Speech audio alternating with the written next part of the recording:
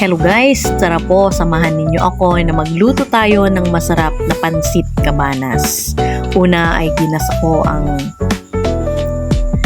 ground beef at meron tayong nabalatan ng pasayan. Lalagyan natin ng carrots, meron tayong bell pepper at mamaya ay lalagyan natin ng cabbage. So una ay lutuin po muna natin itong main ingredients dahil ito po ang mahirap maluto.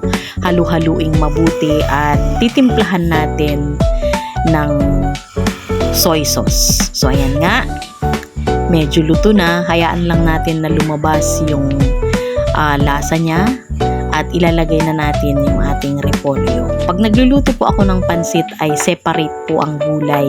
So nauna ko nang niluto ang aking sutanghon at sinahugan ko ng chicken at chicken liver. So ayan, nung naluto ko na yung gulay ay pagsasamahin na natin.